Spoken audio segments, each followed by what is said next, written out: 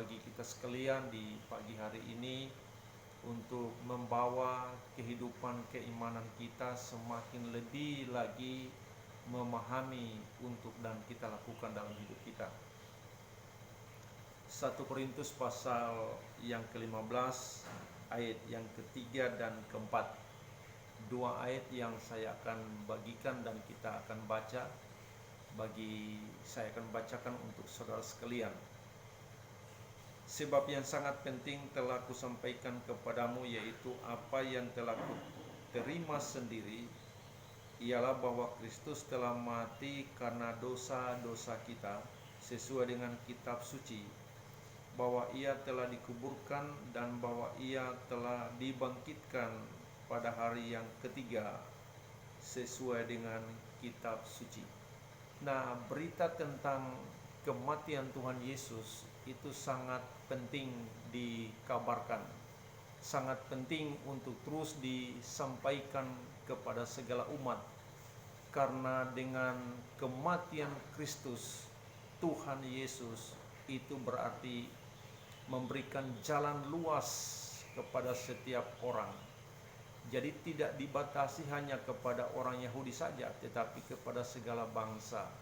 Karena itu kalau di dalam Injil Yohanes pasal 3:16 sudah mengingatkan kepada kita sekalian, orang-orang yang percaya, karena begitu besar kasih Allah akan dunia ini, sehingga ia mengaruniakan anaknya yang tunggal, supaya setiap orang yang percaya kepadanya tidak akan binasa, tetapi beroleh hidup yang kekal. Kita bisa melihat di dalam ayat ini betapa besarnya, betapa dalam tinggi luasnya, panjangnya kasih anugerah Allah kepada manusia. Karena manusia akan mengalami satu penghukuman kekal akibat dosa. Karena itu rancangan Allah memberikan keselamatan kepada manusia hanya satu cara, yaitu Allah yang berinisiatif turun langsung ke dalam dunia. Sebab cara-cara yang dilakukan oleh manusia tidak akan dapat membawa manusia pada pemulihan atau menghapus dosa manusia.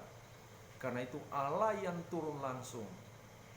Di dalam Injil Yohanes pasal 1 ayat yang ke-14, itulah firman yang menjadi manusia. Jadi diam di antara kita, dan kita telah melihat kemuliaannya, yaitu kemuliaan yang diberikan Bapa kepadanya sebagai anak tunggal Bapa yang penuh kasih dan karunia dan kebenaran. Itulah Tuhan Yesus.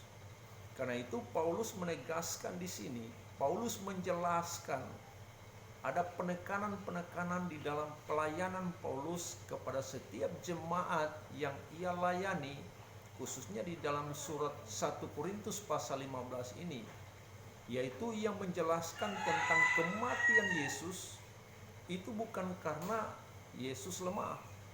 Kematian Yesus karena memang itu adalah rancangan Tuhan. Kematiannya karena dosa. Dan tidak ada upaya dari manusia untuk dapat keluar dari akibat dosa, itu adalah maut. Karena itu Yesus mati, firman Tuhan berkata di dalam 1 Korintus pasal yang ke-15 ayat yang kedua, Yesus mati karena dosa-dosa kita.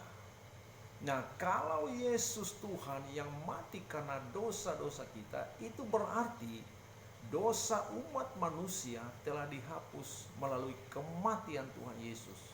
Sungguh sangat ajaib, sungguh sangat luar biasa kekasih Tuhan.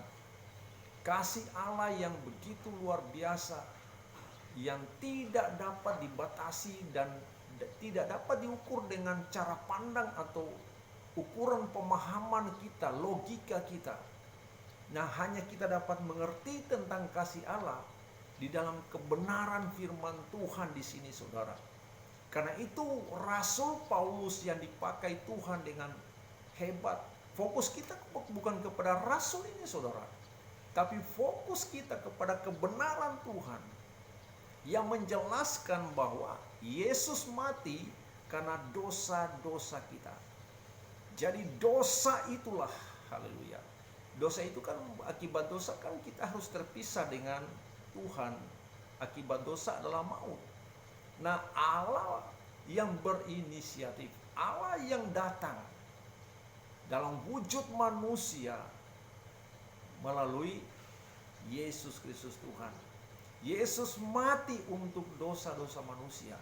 Berarti kalau kematian Yesus karena dosa-dosa kita manusia, berarti dosa kita telah dihapuskan oleh Allah. Dosa adalah pertentangan, perbuatan-perbuatan yang bertentangan dengan hukum-hukum Allah.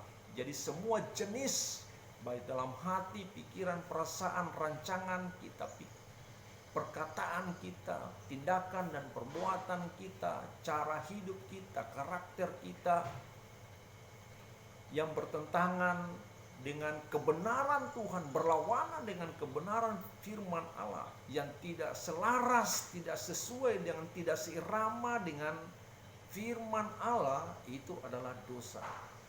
Dan pada masa lalu dan masa kini, dan ketahuilah, Yesus mati karena dosa-dosa kita. Darahnya yang suci dan kudus menghapus dosa umat manusia. Itulah sebabnya saudaraku yang berkati di dalam nama Tuhan kita, Yesus Kristus. Percayalah kepada Yesus bahwa Dia adalah Tuhan dan Juru Selamat. Dan pada ayat yang keempat dikatakan, dan Dia telah bangkit pada hari yang ketiga. Oh, luar biasa. Jadi Tuhan kita adalah Tuhan yang hidup. Tuhan kita adalah Tuhan yang luar biasa, dan Dia tidak akan mati lagi sampai selama-lamanya, karena Dia adalah firman itu sendiri. Itulah sebabnya setiap orang, saya secara pribadi meyakini dengan teguh dan mempercayakan tentang firman Allah ini ada di dalam kehidupan saya. Saya yakin dan percaya, saudara, tidak ada cara lain. Hanya Yesus mati untuk dosa-dosa kita, dan Ia telah bangkit dari kematiannya pada hari yang ketiga. Allah membangkitkan Dia, mematahkan kuasa maut